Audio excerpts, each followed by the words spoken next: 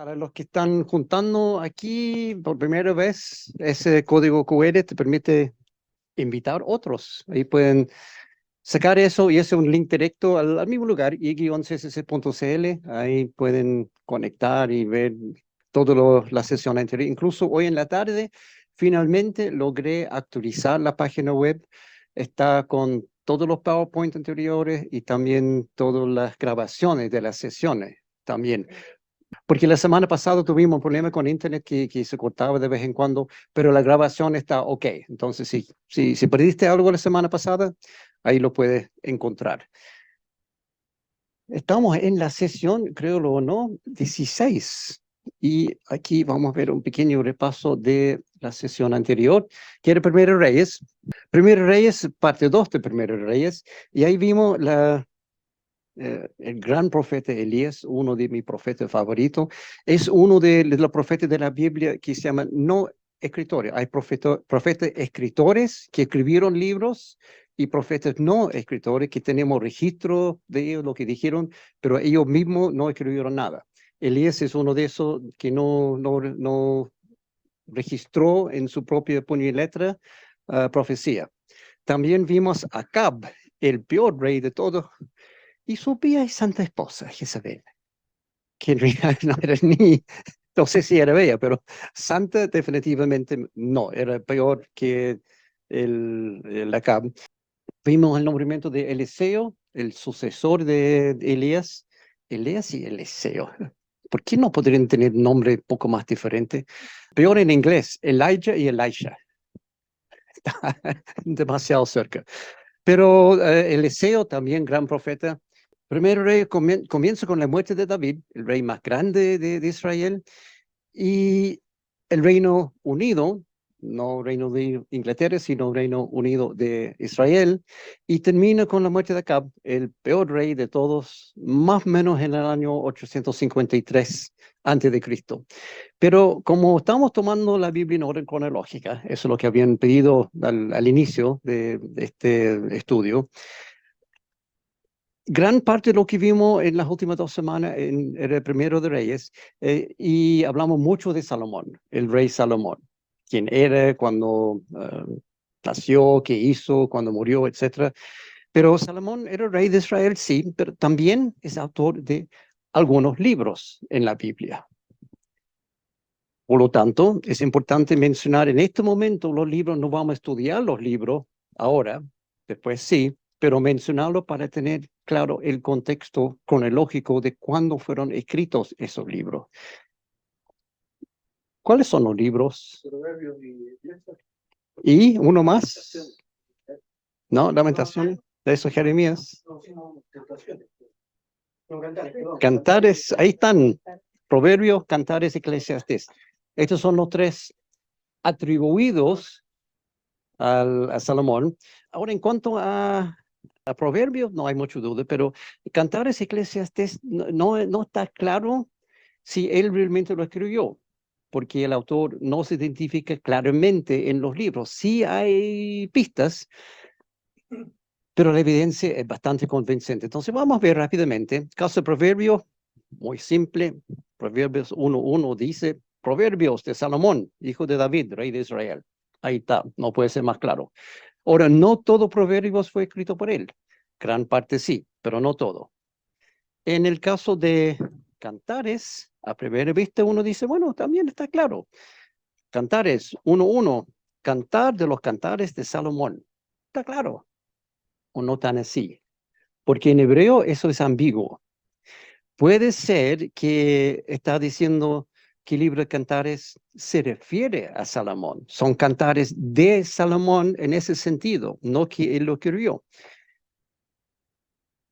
Por ejemplo, Cantares 3:7 dice, miren, es el carruaje de Salomón. Entonces, como alguien está hablando de lo que habían visto.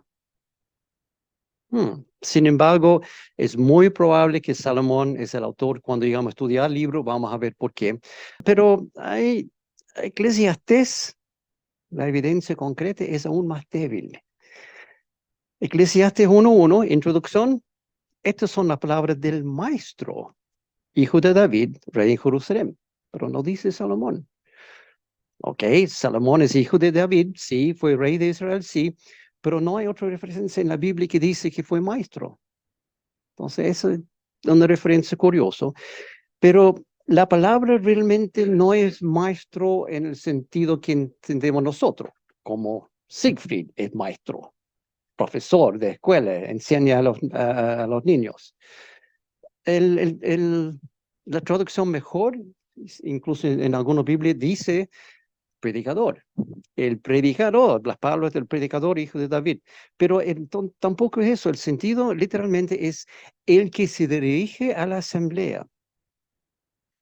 Y por ende el título es Eclesiastés, porque eclesia es la asamblea en hebreo. Entonces Eclesiastés es el que se dirige, el que habla a la iglesia. ¿Será Salomón? Sin embargo, 1:12 dice, yo el maestro reiné en Jerusalén sobre Israel. Entonces es rey. Hay muy poco que pueden decir que son autores y también reyes. De hecho, hay solamente uno. Y también en 12:9, además de ser sabio, el maestro, además de ser ¿qué? Sabio. ¿Quién es el hombre más sabio de todos los tiempos? Salomón. Salomón. El maestro impartió conocimiento a la gente, ponderó, investigó y ordenó muchísimos, ¿qué? Ordenó muchísimos proverbios. Entonces las pistas, sí, hay pistas para indicar que Salomón es el autor también de Eclesiastés. Y otro más que no vamos a entrar ahora, es como un breve barniz referente a esto. Conclusión, muy probable que Salomón es el autor de este libro también. Entonces, 3 atribuidos a Salomón. ¿De qué se tratan estos 3 libros? Estamos hablando de títulos, pero ¿cuál es el contenido? Lo vamos a ver en detalle en algunas semanas más, pero Proverbio es un libro de proverbios, obvio. Una colección de dichos sabios acerca de la vida cotidiana de los seres humanos y sirve casi como un manual de cómo actuar, cómo vivir la vida. Si uno lee proverbios, actúa lo que hay en proverbios, uno puede vivir una vida bastante, no voy a decir santa, pero una vida buena. Cantares. Sorpresa, a muchos no les gusta lo que hay en el fondo de Cantares. Es una serie de poemas o canciones de amor contando la historia romántica y hasta erótica del amado, la amada y la alegría de los amigos en referente a su matrimonio. Y uno dice, literatura erótica en la Biblia, lee Cantares. Ahí está. Tiene que ver con la vida romántica entre una pareja casada. Primero hay pololeo, después se casan y después la vida de casado. Hay una serie de etapas en Cantares, pero eso es. Y uno dice, pero ¿cómo la Biblia puede hablar de cosas así? Bueno, la Biblia sería muy incompleta si no hablara del matrimonio y cómo es el amor físico y también el amor emocional. Y eso es el contexto y el sentido real de Cantares. Eclesiastés es una reflexión de un hombre de edad, muy viejo. Incluso hay, como parte casi al final de Eclesiastés, hay un poema, obviamente escrito por un hombre ya viejo, que ya no se ve bien, no escucha bien, está como cansado. Y esta es una reflexión de su vida. Él dice, yo hice esto y no encontré nada. Y fue como, y tras el viento. Y también hice esta otra cosa. Aquí hay una persona de mucha edad que ya está y sabe que está terminando su vida y dice, yo hice todo.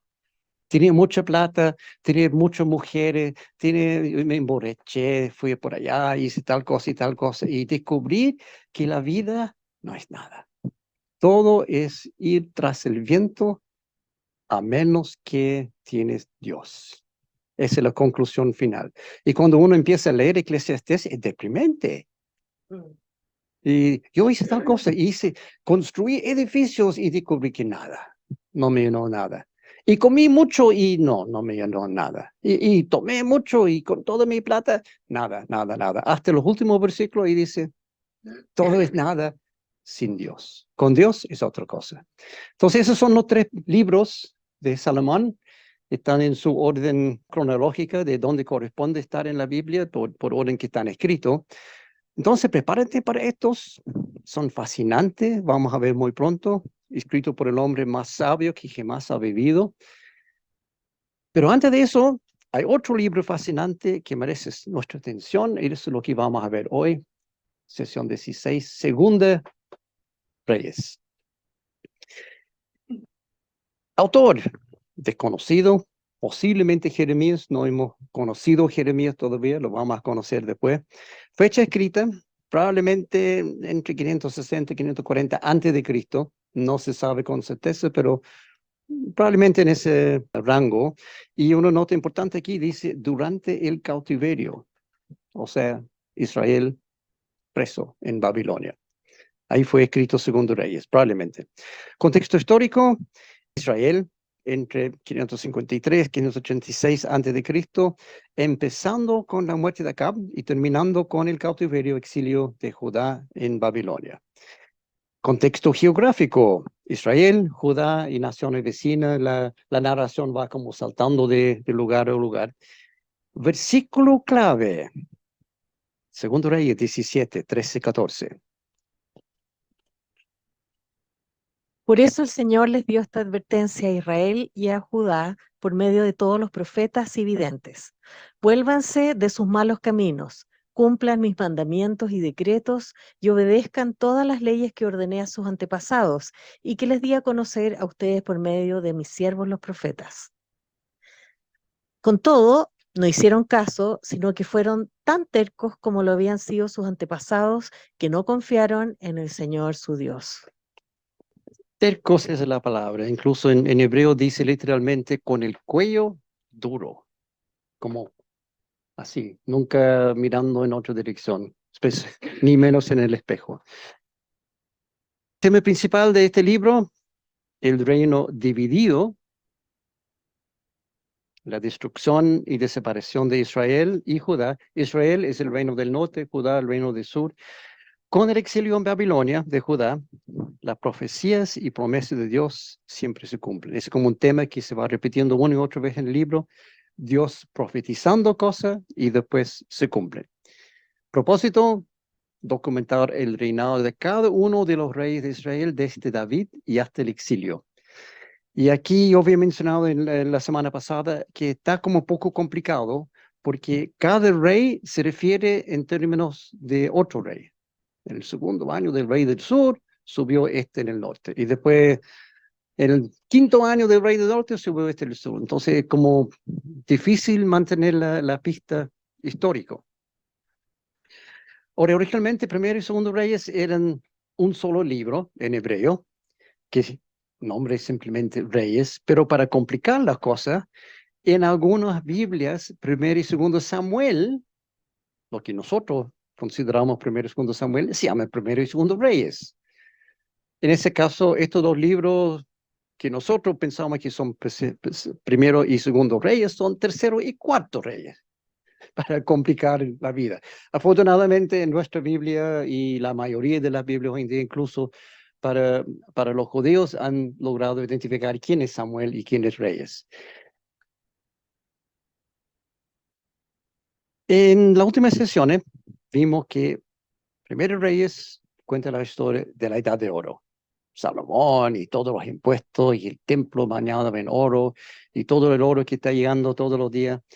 Los tiempos de grandeza, expansión de la nación bajo David y Salomón y posteriormente la división en dos por el pecado de Salomón, bueno, por todo el pueblo, pero básicamente por el pecado de Salomón, el Señor divide la nación en dos, norte y sur, tanto físicamente como espiritualmente. Sí, están separados geográficamente, pero espiritualmente estaban muy, muy lejos. El norte se olvidó de Dios completamente. El sur, a veces sí, a veces no.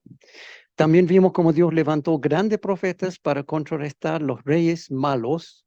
Por ejemplo, Elías, que vimos la semana pasada, que cada vez que había un rey malo, Dios levantó un profeta que podría darle cara y decir, no, eso está incorrecto.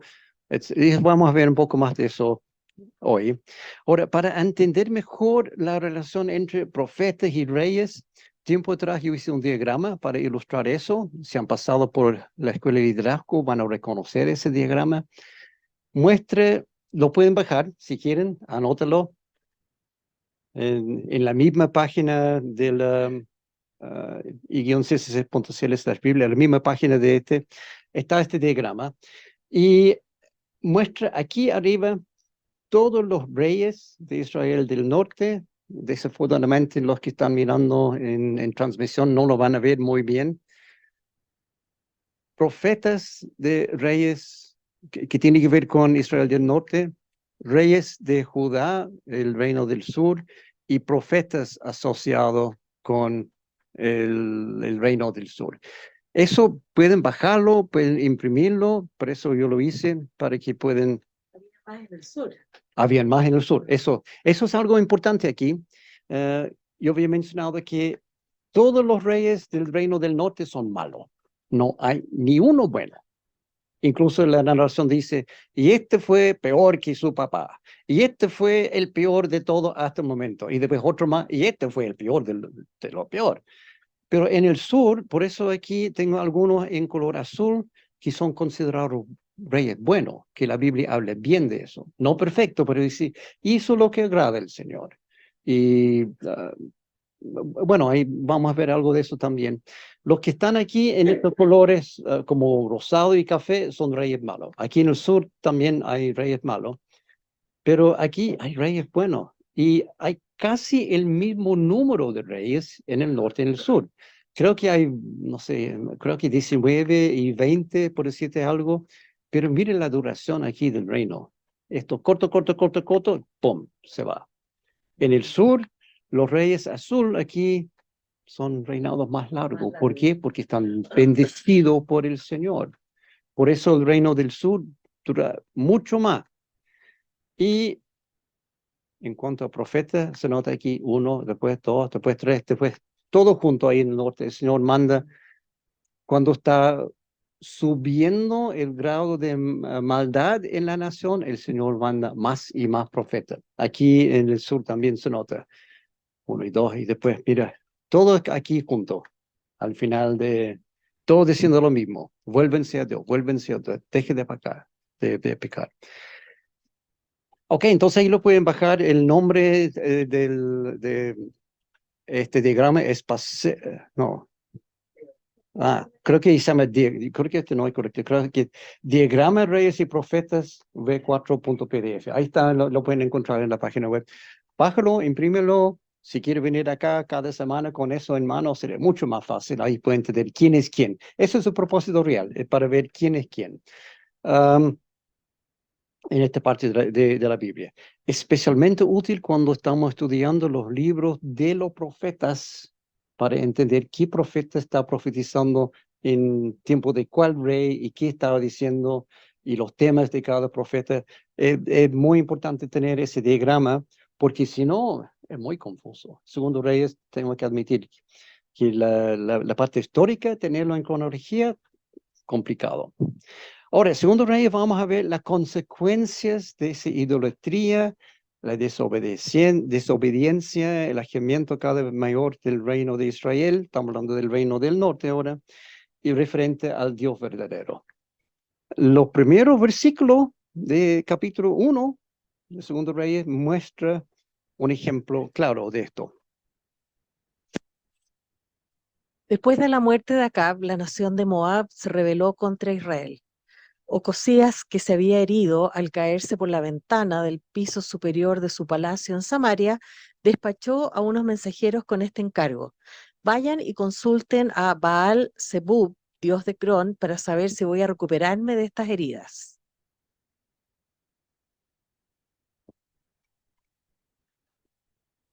Bonito, ¿no? Es el rey de Israel y está herido y no consulta, no ora a Dios, no llama a los sacerdotes o profetas de Dios, simplemente dice, anda a consultar a Baal-Zebub. Pero en lugar de recibir una respuesta de Baal-Zebub, llega la respuesta de otro Dios, el único Dios verdadero. Dios manda un profeta que se llama Elías, y con un mensaje que probablemente no le gustó mucho a Ocasías. A quien le dijo, así dice el Señor, enviaste mensajeros a consultar a Baal Zebub, dios de Cron.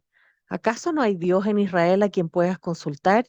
Puesto que has actuado así, ya no te levantarás de tu lecho de enfermo, sino que ciertamente morirás. Así fue como murió el rey, según la palabra que el Señor había anunciado por medio de Elías. Rápido, limpio. Mandaste a preguntar a Pablo II y yo tengo la respuesta. Chao. Eh, Ahora, es interesante notar una cosa. Justo antes de eso, cuando Elías llegó a conversar con el rey, había pasado otra cosa que no sabemos realmente la situación real, pero quizás porque Ocasías no había recibido ninguna respuesta de Baal-Zebub, obvio, porque no existe, pero el rey había enviado dos grupos de soldados para traer a Elías a la fuerza. Parece que quería escuchar de Elías. Y enseguida envió a un oficial con 50 soldados a buscarlo. El oficial fue y encontró a Elías sentado en la cima de un monte. Hombre de Dios, le dijo, el rey le ordena que baje. El rey ordenando a un profeta, diciendo, el rey dice que baje de ella. Bueno, eso es inaceptable para Dios porque en el fondo aquí Ocasías está tratando de hacer que un profeta de Dios se somete al rey. Y la cosa no funciona así. El rey tiene que someterse al profeta. Entonces Dios dice, no, esto no lo voy a permitir. Las consecuencias de esa arrogancia son muy duras, muy concretas y es un mensaje muy claro. Dios y sus profetas no están sujetos a nadie. Sí, soy hombre de Dios, replicó Elías. Perdón, si soy hombre de Dios, replicó Elías, que caiga fuego del cielo y te consuma junto con tus 50 soldados. Al instante cayó fuego del cielo y consumió al oficial y a sus soldados. Así que el rey envió a otro oficial con otros 50 soldados en busca de Elías. Hombre de Dios, le dijo, el rey le ordena que baje inmediatamente. Si soy hombre de Dios, repuso Elías, que caiga fuego del cielo y te consuma junto con tus 50 soldados. Una vez más, fuego de Dios cayó del cielo y consumió al oficial y a sus soldados. Ser soldado bajo rey Ocasías, ocupación peligroso. Pero el punto aquí es muy claro. Los profetas de Dios y Dios mismo no se someten a lo que el rey quiere.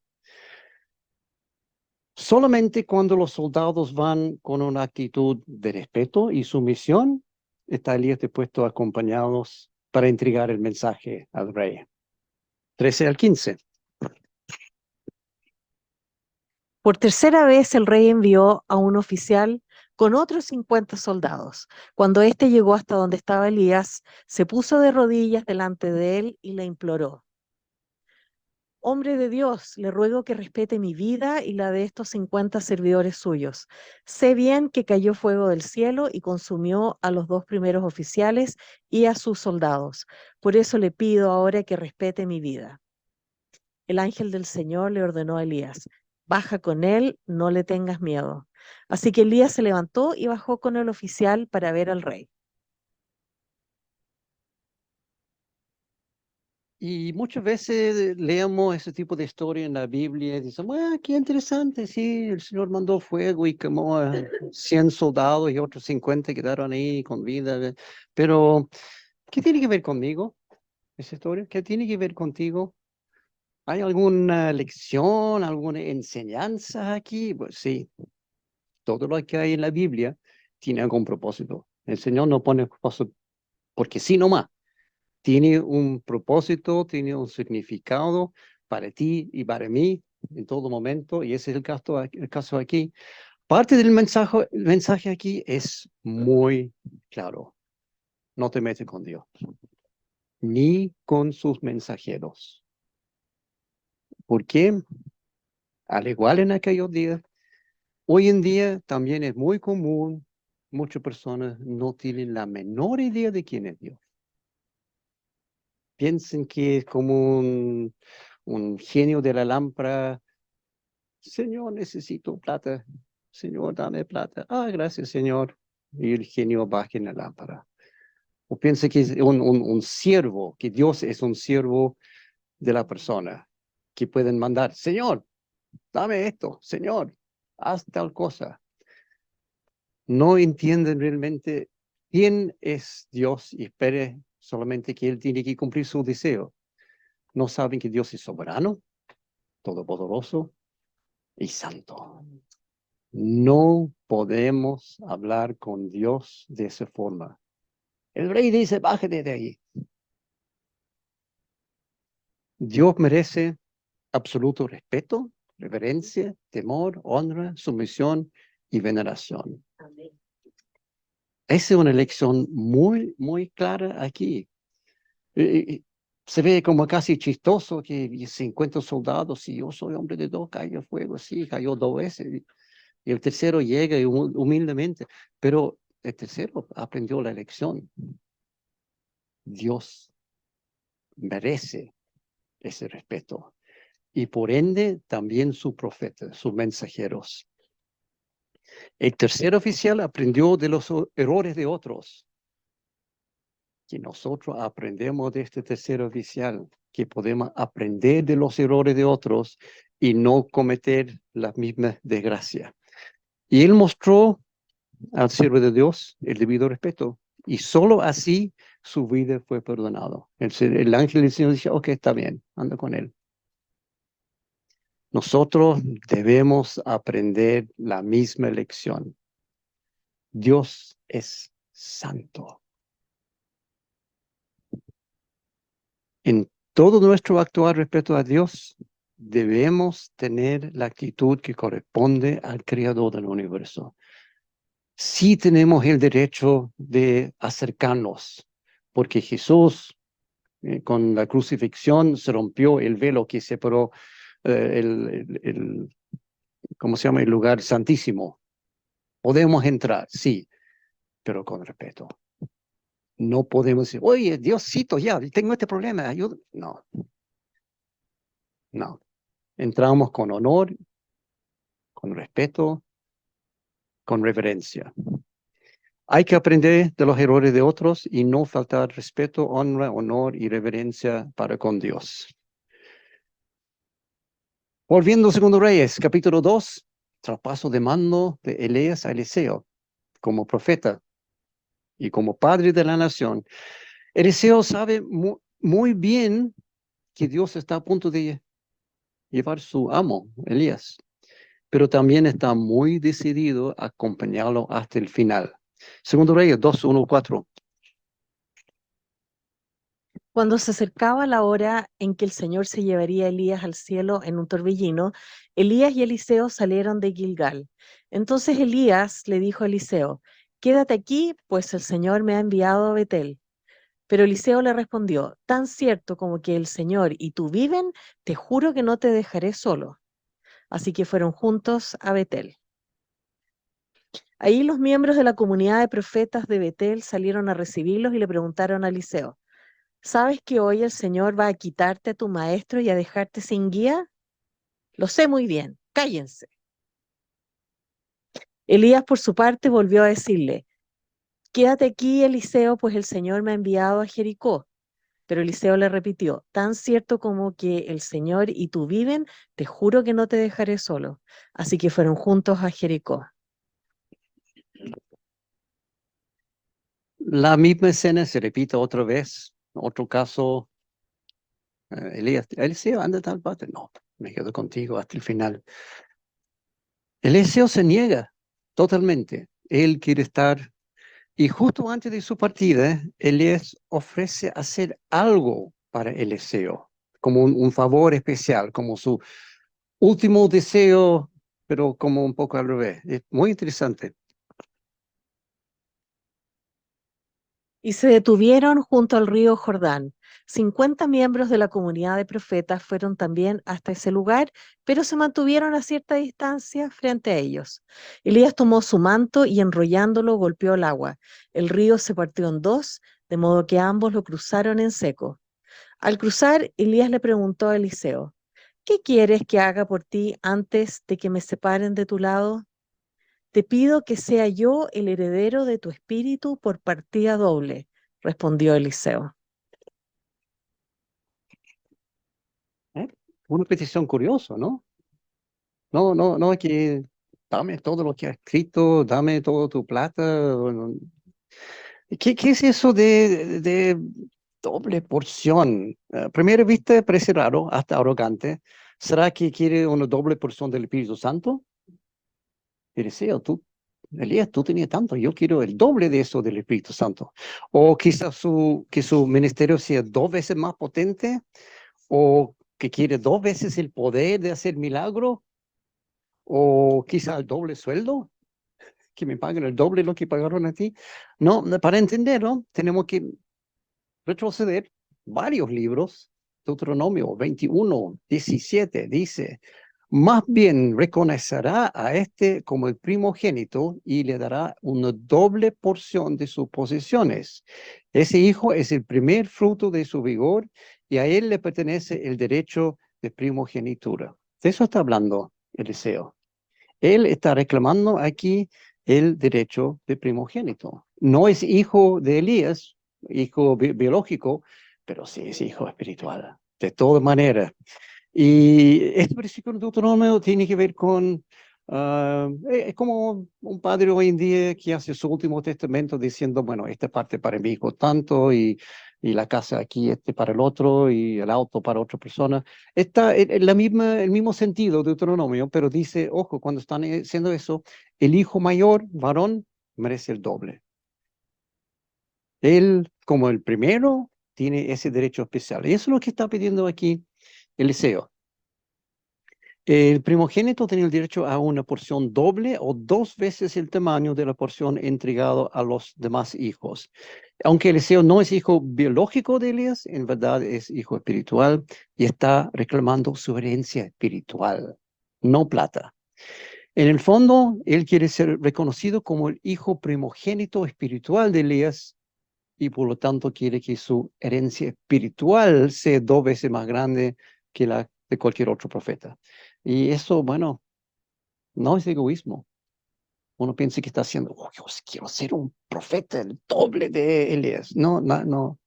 Porque él sabe que con esa doble porción también viene doble responsabilidad.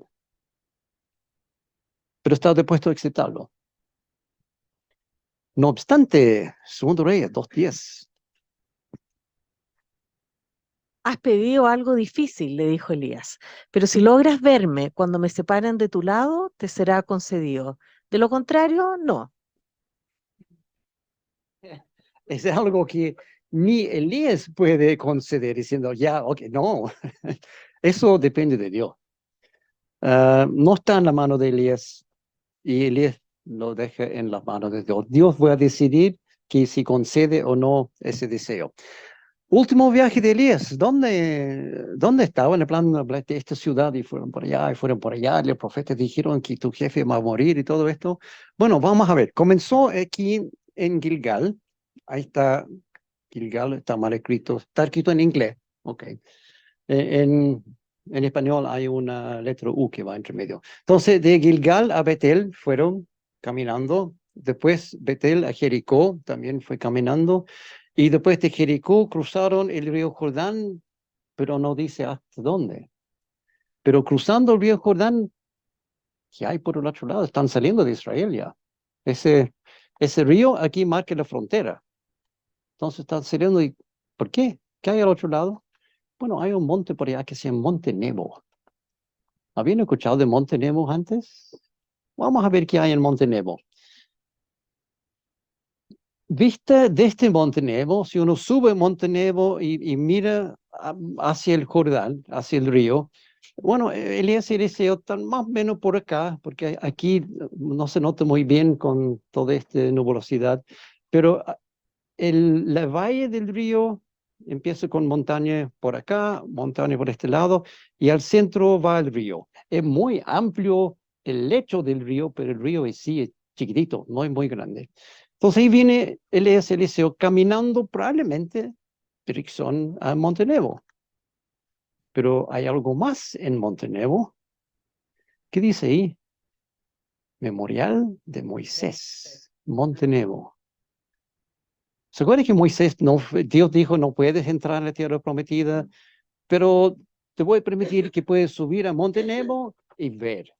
Entonces ahí Moisés subió allá y Dios dijo, ok, ahora te toca morir.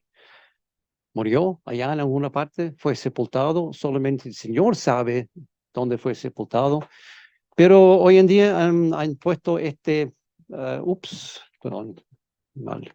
Este, no es una tumba, es como un memorial, nomás diciendo que aquí estuvo Moisés en este monte, mirando por allá.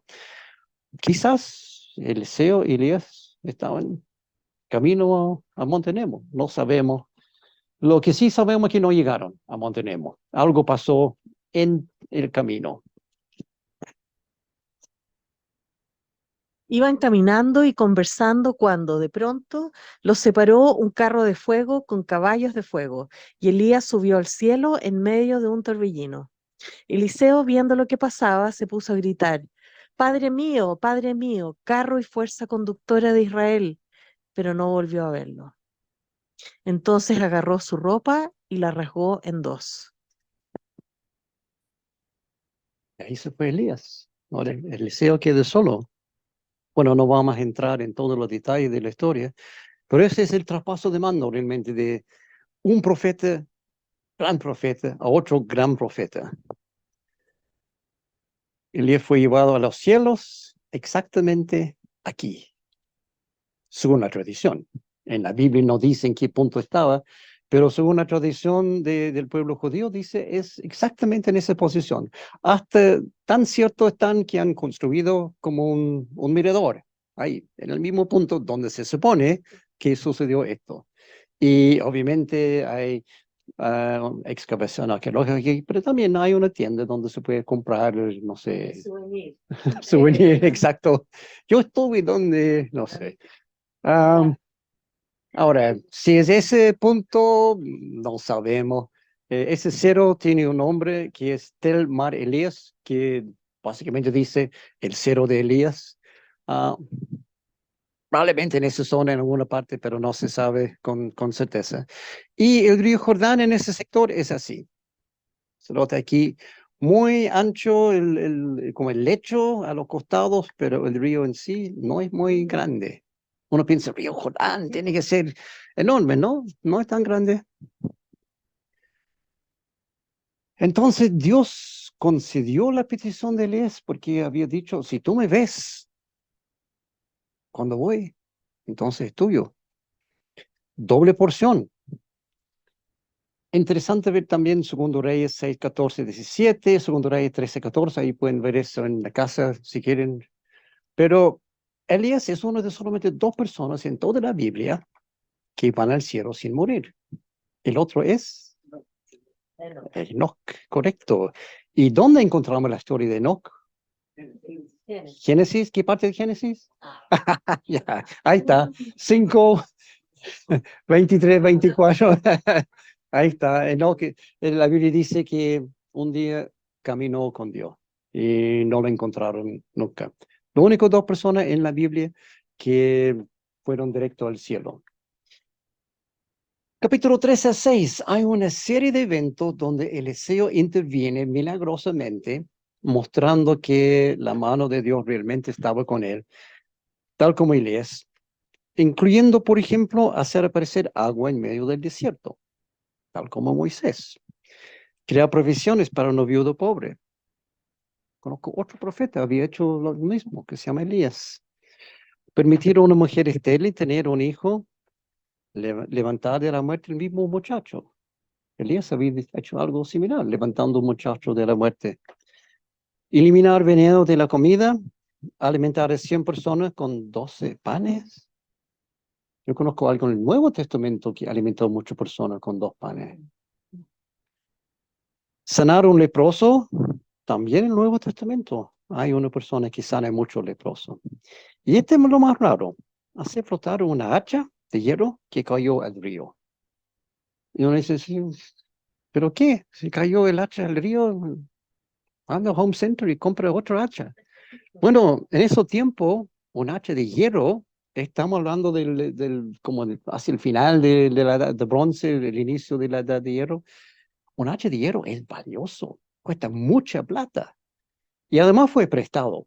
Si lee la historia completo, ahí el hombre pidió prestado del hacha, está cortando un árbol y cayó en el río. Y él está destruido. Y Elías hace flotar el hacha para que lo pueda recuperar. Entonces, es un milagro raro, sí, pero muy significativo, obviamente para el hombre que tenía que pagar probablemente muchos años de sueldo para recuperar, para comprar otra hacha. En total, el número de milagros registrado en la Biblia para Eliseo es el doble del número atribuido a Elías. ¿Coincidencia? Elías, 14 milagros registrados, Eliseo, 28. ¿Será eso parte de la doble porción? Puedes sacar tu conclusión. También es interesante ver que hay muchos paralelos entre los milagros de Eliseo y los de Jesús. Vimos algunos, alimentar varias personas con panes, levantar de la muerte a personas, sanar leprosos, etcétera. A pesar de todo esto, uno piensa 28 milagros de Eliseo, más 14 de Elías. La gente tiene que darse cuenta. Y si ve a un hombre haciendo milagros así, va a escuchar al hombre. El hombre dice, vuélvense a Dios. ¿Y hicieron caso? No. A pesar de todo eso, Israel no se arrepintió de sus pecados, no regresaron a Dios y continuaron en su idolatría, adorando a su Baal-Zebub. Incluso es interesante, en el Nuevo Testamento Jesús le llama, hace una variación chica en Baal-Zebub que lo deja Baal-Zebul, creo que, si no me equivoco, que quiere decir el Señor de las moscas. Esa es la opinión que Jesús tenía de este Baal. Ahora las consecuencias llegan a ser más aparentes. Por ejemplo, la historia repugnante, prepárense, esto es fuerte, resultado del asedio en contra de la ciudad de Samaria. Samaria, capital de Israel, del norte, y ahora viene Siria en contra. Segundo Reyes 6, 26 al 29. Un día, mientras el rey recorría la muralla, una mujer le gritó, Sálvenos, su majestad. Si el Señor no te salva, respondió el rey, ¿de dónde voy a sacar yo comida para salvarte? ¿Del granero? ¿Del lagar? ¿Qué te pasa? Ella se quejó. Esta mujer me propuso que le entregara a mi hijo para que nos lo comiéramos hoy y que mañana nos comeríamos el de ella. Pues bien, cocinamos a mi hijo y nos lo comimos, pero al día siguiente, cuando le pedí que entregara a su hijo para que nos lo comiéramos, resulta que ya lo había escondido.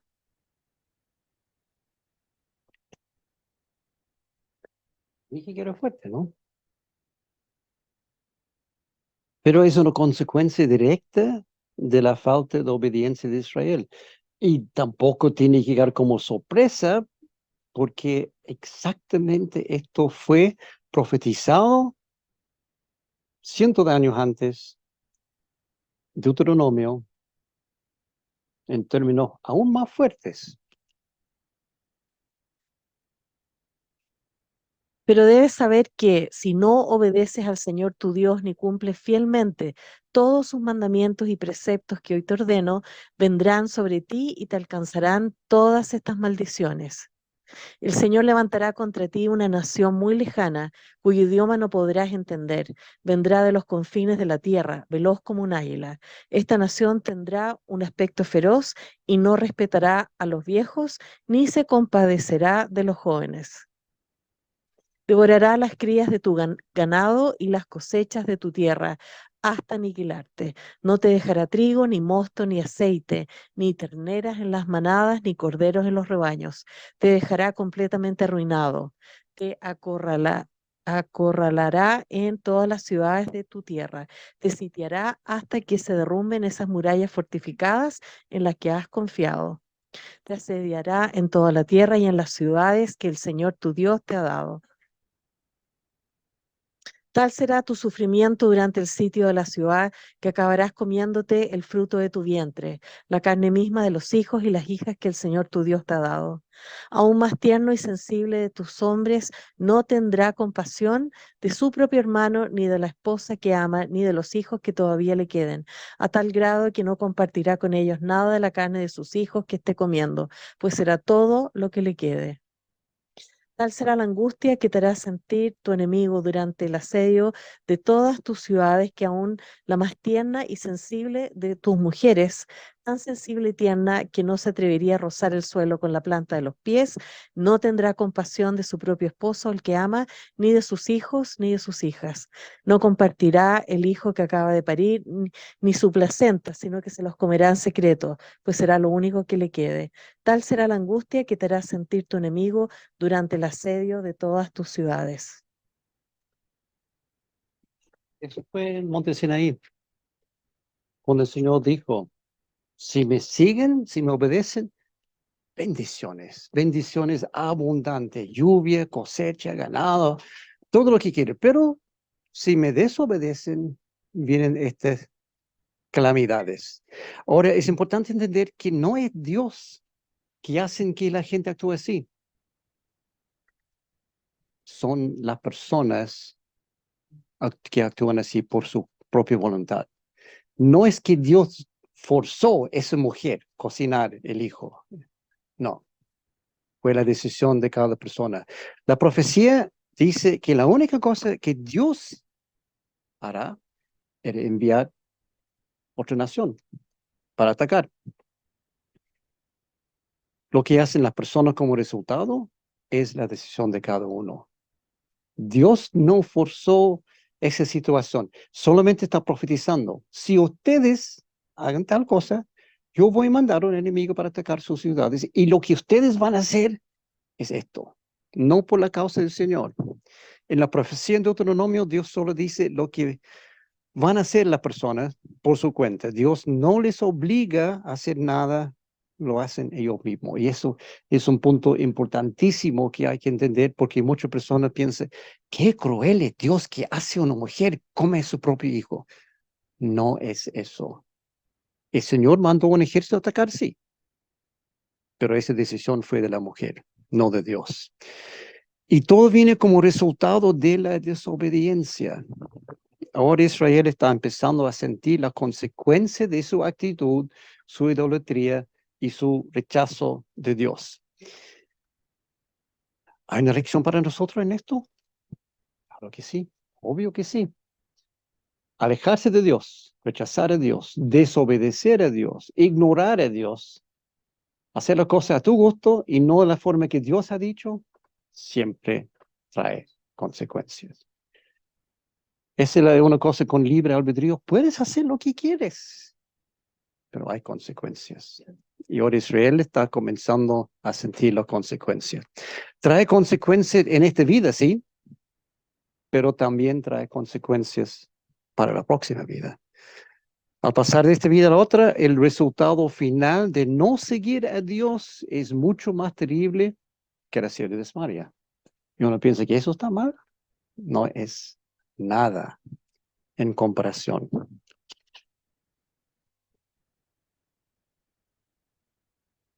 La muerte y el infierno fueron arrojados al lago de fuego. Este lago de fuego es la muerte segunda. Aquel cuyo nombre no estaba escrito en el libro de la vida era arrojado al lago del fuego. Segunda Tesalonicenses 1:9. Ellos sufrirán el castigo de la destrucción eterna, lejos de la presencia del Señor y de la majestad de su poder. Apocalipsis 14:11. El humo de ese tormento sube por los siglos de los siglos. No habrá descanso ni de día ni de noche para el que adore a la bestia y a su imagen, ni para quien se deje poner la marca de su nombre.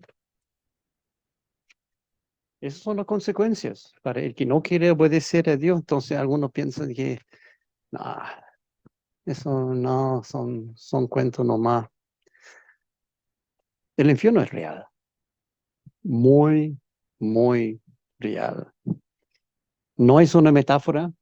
Muchas personas piensan que la Biblia usa el infierno para ilustrar como el resultado del mal, pero es ilustración nomás, es algo alegórico, es un cuento para asustar a los niños, para que se porten bien, pero no es así. Es muy real, terriblemente real, mencionado muchas veces en la Biblia. Esos son solamente tres que yo saqué al azar, básicamente. Está mencionado en el Antiguo Testamento, el Nuevo Testamento. Y muchos piensan, no, el Nuevo Testamento, ahí se inventaron el concepto de Gehenna, ¿no? En el Antiguo Testamento está también. Sí, Fran.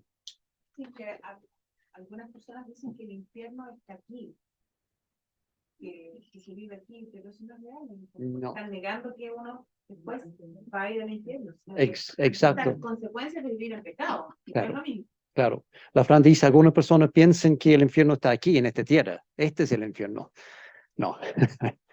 Esto, comparado con la forma que la Biblia hace descripción del infierno, esto no es nada. Podemos sufrir en esta vida, sí, pero comparado con el sufrimiento en el infierno, nada que ver.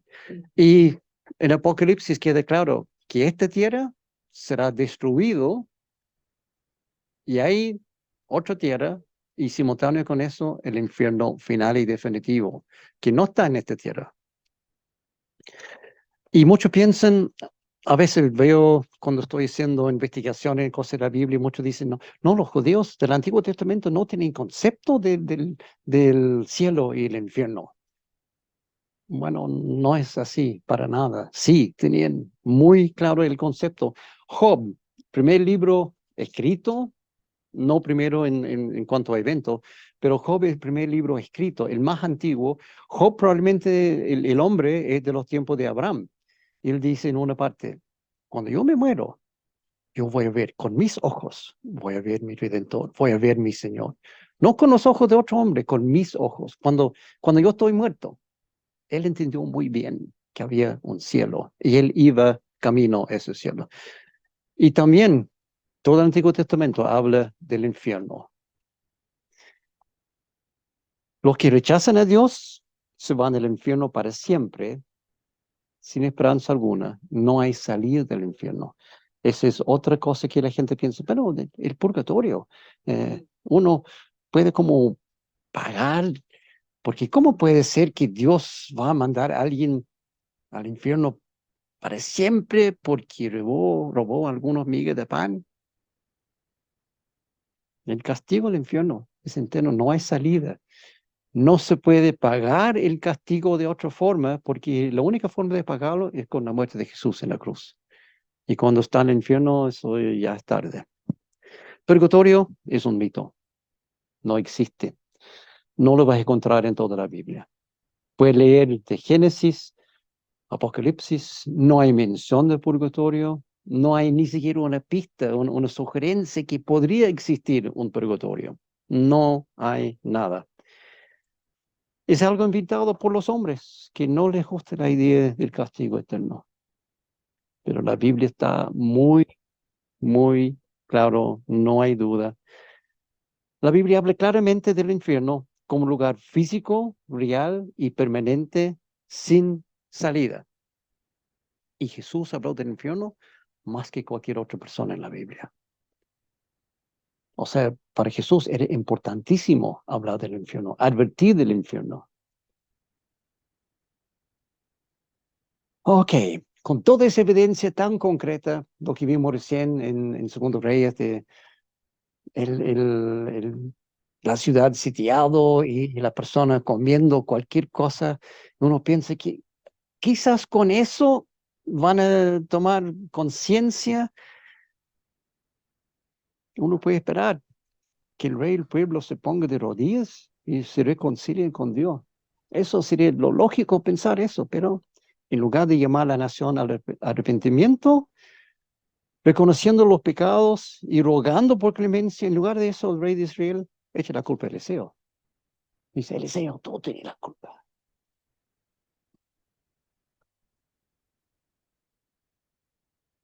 Al oír la queja de la mujer, el rey se rasgó las vestiduras. Luego reanudó su recorrido por la muralla y la gente pudo ver que bajo su túnica real iba vestido de luto. Que Dios me castigue sin piedad, exclamó el rey, si hoy mismo no le corto la cabeza a Eliseo, hijo de Safat. ¿Qué culpa tiene él? Él había profetizado, sí, pero ese hombre es incapaz de reconocer que él tiene la culpa por haber llevado la nación a donde está. Entonces ahora el rey quiere matar al pobre Eliseo, pero Dios había advertido, Eliseo, ojo, viene a matarte. Y él va a su casa, se esconde, cierra la puerta. Y cuando viene a buscarlo, profetiza algo increíble, primero pensando en dónde están en este momento. Las personas están comiendo sus propios hijos. Y esta es la profecía de Eliseo. Eliseo contestó, oigan la palabra del Señor que dice así. Mañana a estas horas, a la entrada de Samaria, podrá comprarse una medida de flor de harina con una sola moneda de plata y hasta una doble medida de cebada por el mismo precio. Primero, para poner eso en perspectiva, retrocedemos un par de versículos y ver el precio exorbitante de la comida en ese momento, la razón por la cual la mujer está comiendo a su hijo. ¿Por qué? El sitio duró tanto tiempo que provocó una hambre terrible en la ciudad, a tal grado que una cabeza de asno llegó a costar 80 monedas de plata y la cuarta parte de un cab de estiércol de palomas, 5. Las cosas que podría comprar en el mercado central en ese tiempo no se ven hoy. En términos reales, la cabeza de un asno es casi todo hueso y piel. No hay mucha carne y todo eso por 400,000 pesos. Una cabeza de asno. Y medio litro de estiércol, 25 lucas. Y esa es la única comida que está disponible. Y ahora, ¿qué pasa ahora? Viene Eliseo, dice, mañana el precio de 5 kilogramos de harina o 10 kilos de cebada, 5 lucas. O sea, más barato que comprar aquí en Líder. ¿Cómo la cosa? ¿Cómo podría profetizar una cosa insólito? En medio de este asedio terrible, Eliseo dice que el día siguiente habrá una abundancia de comida. Ni el rey ni sus oficiales creen en la palabra de Eliseo. Y Eliseo profetiza un castigo contra uno de los oficiales. El ayudante personal del rey replicó, no me digas, aun si el Señor abriera las ventanas del cielo, no podría suceder tal cosa. Pues lo verás con tus propios ojos, advirtió Eliseo, pero no llegarás a comerlo. Oh, oh. Por supuesto, Dios siempre cumple su palabra. En muchos casos lo cumple de una forma inesperada, como aquí. Habían 4 leprosos en Samaria, y por la ley obviamente no podrían entrar en la ciudad, entonces ahí quedaron en la puerta. Y deciden salir de Samaria para ir a pedir comida al ejército enemigo. Pues, ¿qué va a perder? Si nos matan, vamos a morir allá o acá, entonces vamos. Están desesperados, no tienen nada que perder. Ese día, 4 hombres que padecían de lepra se hallaban a la entrada de la ciudad. ¿Qué ganamos con quedarnos aquí sentados esperando la muerte? Se dijeron unos a otros. No ganamos nada con entrar en la ciudad, ahí nos moriremos de hambre con todos los demás. Pero si nos quedamos aquí, nos sucederá lo mismo. Vayamos pues al campamento de los sirios para rendirnos. Si nos perdonan la vida, viviremos, y si nos matan, de todos modos moriremos. Al anochecer se pusieron en camino, pero cuando llegaron a las afueras del campamento sirio, ya no había nadie ahí. y era que el Señor había confundido a los sirios haciéndoles oír el ruido de carros de combate y de caballería como si fuera un gran ejército.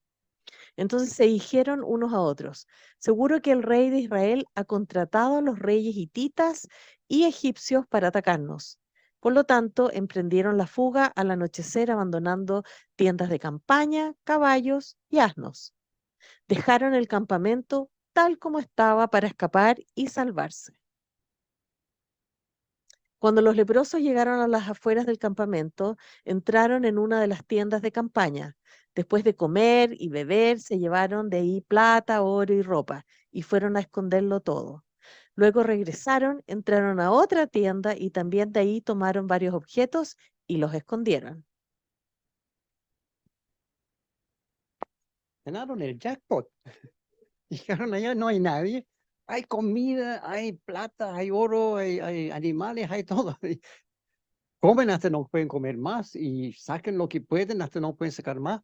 Pero después dieron cuenta que eso no es la forma correcta de actuar. Vuelven a la ciudad para contar la historia que básicamente Dios ha cumplido la profecía de abundancia del Eliseo. Entonces se dijeron unos a otros, esto no está bien. Hoy es un día de buenas noticias y no las estamos dando a conocer. Si esperamos hasta que amanezca, resultaremos culpables.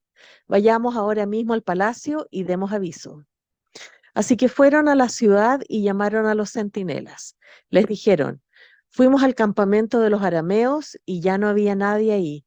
Solo se oía a los caballos y asnos que estaban atados y las tiendas las dejaron tal como estaban. Y el pueblo salió a saquear el campamento arameo, y tal como la palabra del Señor lo había dado a conocer, se pudo comprar un seá de harina refinada por solo un siclo de plata, y hasta 2 seás de cebada por el mismo precio. El precio que Eliseo había dicho el día anterior. Barato. Y también se cumple la profecía referente al oficial que no creyó en las palabras de Dios, 7:20. En efecto, así ocurrió. El pueblo lo atropelló a la entrada de la ciudad, ahí murió. Logró verlo, pero no comerlo. Y el Señor tiene un sentido de humor, ¿no? Poco sarcástico, poco irónico, pero es una vez más. El siervo ahí del rey había faltado respeto a las palabras de Dios y pagó la consecuencia. Conclusión, Dios siempre cumple su promesa y es capaz de proveer para su pueblo, incluyendo nosotros hoy en día, hasta en las condiciones más terribles y deprimentes. Si tú estás en una situación donde no ves a ninguna salida, confía en que Dios puede proveer. Aquí tienes prueba exacto, claro, preciso de que Dios puede, en medio de cualquier situación, proveer. Eso ha pasado a nosotros. Un par de veces en la vida hemos pasado por problemas económicos. El Señor siempre ha dejado pan en la mesa. Nunca hemos pasado hambre, aún en momentos difíciles. No vamos a entrar en detalles ahora, pero yo doy testimonio de eso. Dios es fiel. Dios puede y Dios lo hará. No dudes nunca que Dios cumplirá su palabra.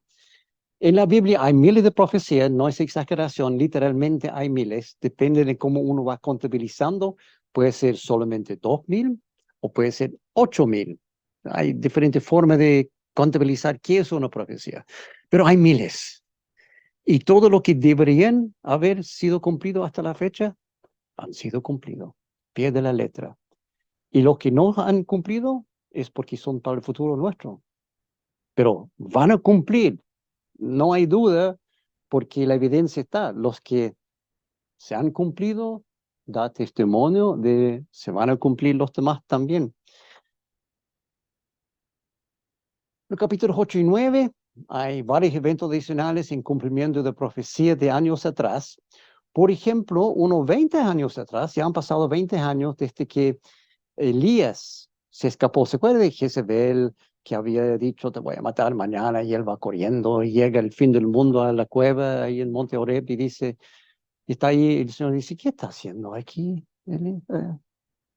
Y dice, no, no hay nadie, han matado a los profetas, y yo me quedo solo, y me van a matar a mí también. Y el Señor dice, no, hay 7,000, vuelve al trabajo, regresa, sigue trabajando.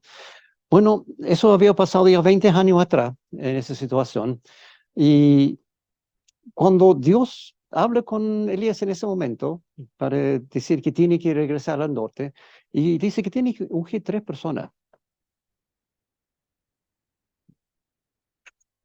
El Señor le dijo, regresa por el mismo camino y ve al desierto de Damasco. Cuando llegues allá, unge a Hazael como rey de Aram y a Jehú, hijo de Nimsi, como rey de Israel.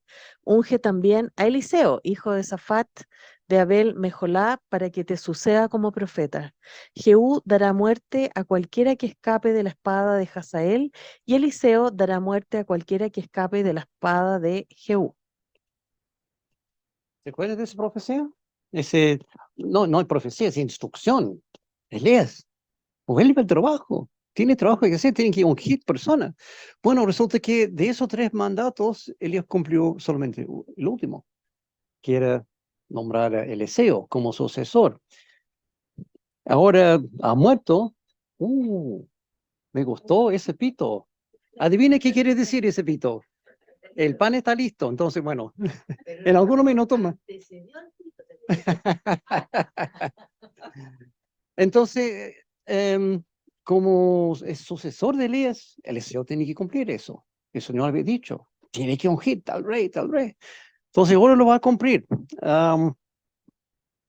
Referente a Hazael, depende de tu Biblia, puede ser Hazael con J o Hazael con H. Es la misma persona, no hay 2 personas.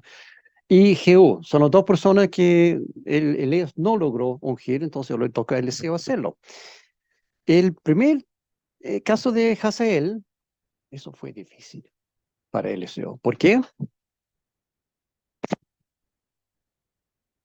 Luego Eliseo se fue a Damasco. Ben-Hadad, rey de Aram, estaba enfermo y cuando le avisaron que el hombre de Dios había llegado, ordenó a Hazael, llévale un regalo al hombre de Dios. Cuando lo veas, consulta al Señor por medio de él para saber si me voy a recuperar de esta enfermedad. Hazael fue a ver a Eliseo y como regalo le llevó de las mejores mercancías de Damasco, cargadas en 40 camellos. Cuando llegó, se presentó ante él y dijo, Ben-Hadad, rey de Aram, su servidor, me ha enviado para preguntarle si él se va a recuperar de su enfermedad. Eliseo respondió, ve y dile que sobrevivirá a esa enfermedad, aunque el Señor me ha revelado que de todos modos va a morir. Luego Eliseo se quedó mirándolo fijamente hasta que Hazael se sintió incómodo. Entonces el hombre de Dios se echó a llorar. ¿Por qué llora mi señor?, preguntó Hazael. Porque yo sé bien que vas a causarles mucho daño a los israelitas, respondió. Vas a incendiar sus fortalezas y matar a sus jóvenes a filo de espada. Despedazarás a los niños y les abrirás el vientre a las mujeres embarazadas. Hazael exclamó, ¿qué es este servidor de usted sino un pobre perro? ¿Cómo es posible que haga tal cosa? Entonces Eliseo declaró, el Señor me ha revelado que vas a ser rey de Aram. Hazael se despidió de Eliseo y regresó para presentarse ante su rey. Cuando Ben-Hadad preguntó qué había dicho Eliseo, Hazael respondió, me dijo que usted sobrevivirá a su enfermedad. Pero al día siguiente tomó una colcha y empapándola en agua, tapó la cara al rey hasta asfixiarlo. Así fue como Hazael usurpó el trono. Buen hombre, ¿no, Hazael? Tomó un poco demasiado en serio eso que iba a ser rey de Aram. ¿Qué es el rey de Aram? Bueno, Aram es otro nombre para Siria. Hazael iba a ser rey de Siria. Y sabemos por la historia quién atacó a Israel del norte y arrasó con todo. Sí. Siria. Eliseo sabe que muy pronto Dios va a usar a Hazael y Siria o Aram para destruir a Israel. Y me imagínense, él ve en una visión, él ve todo esto, lo que va a suceder, y igual unge a este hombre, rey de Aram. ¿Por qué? Porque Dios lo había dicho. A pesar de los resultados que iba a traer. Obediente. El caso de Jehú, un poco más grato. Un día el profeta Eliseo llamó a un miembro de la comunidad de los profetas. Arréglate la ropa para viajar, le ordenó. Toma este frasco de aceite y ve a Ramot de Galaad. Cuando llegues, busca a Jehú, hijo de Josafat y nieto de Nimsi. Ve a donde esté, apártalo de sus compañeros y llévalo a un cuarto. Toma entonces el frasco, derrama el aceite sobre su cabeza y declárale: Así dice el Señor, ahora te unjo como rey de Israel. Luego abre la puerta y huye, no te detengas. Cuando Jehú salió para volver a reunirse con los capitanes, uno de ellos preguntó: ¿Todo bien? ¿Qué quería ese loco? Ustedes ya lo conocen, respondió, y saben cómo habla. Eso no es verdad, contestaron. Dinos la verdad. Jehú dijo: Esto es lo que me declaró. Así dice el Señor, ahora te unjo como rey de Israel. Dicho esto, todos se apresuraron a tender sus mantos sobre los escalones, a los pies de Jehú. Luego tocaron la trompeta y gritaron: ¡Viva el rey Jehú! Curioso, ¿no? Venga, nombrate rey. Chao. Vamos corriendo. Huye, sin mirar atrás.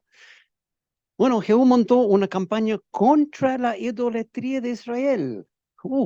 Primer hombre que tiene algo que hace a favor, matando a todos los sacerdotes y ministros de Baal y destrozando los templos y los objetos sagrados de Baal.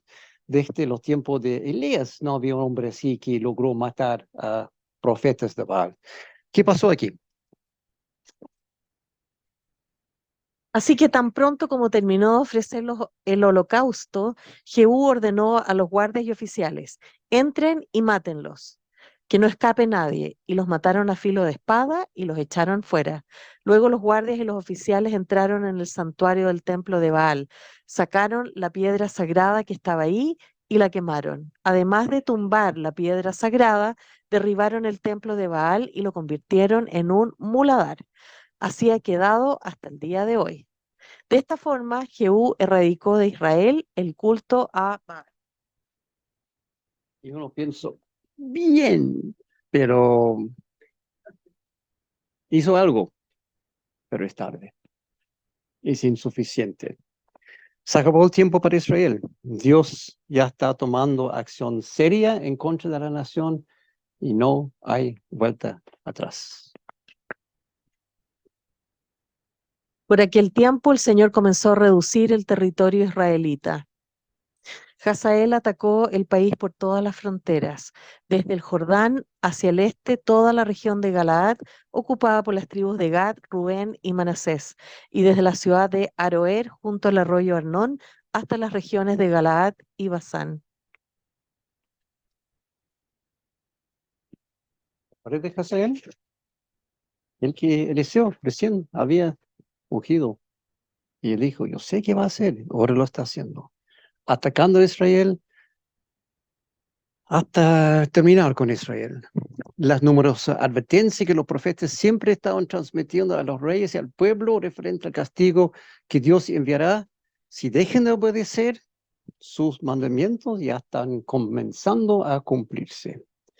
Ahí tenemos un resumen de lo que hemos visto hasta el momento en Segundo Reyes, Ocasías y Elías, traspaso de mando, intervenciones milagrosas de Eliseo con el hacha flotando. Samaria en estado de sitio, no hay comida, excepto los niños. Culpan a Eliseo por eso. Dios rompe el sitio, provee comida abundante en capítulo 7, el milagro que los 4 leprosos encontraron. Cumplimiento de las instrucciones para el ungimiento de Hazael y Jehú y su campaña contra la idolatría. Ahora las cosas van de mal en peor. Uno piensa que, pero Hazael Jehú había hecho algo bueno, pero no es tan así. Y el próximo paso de Dios es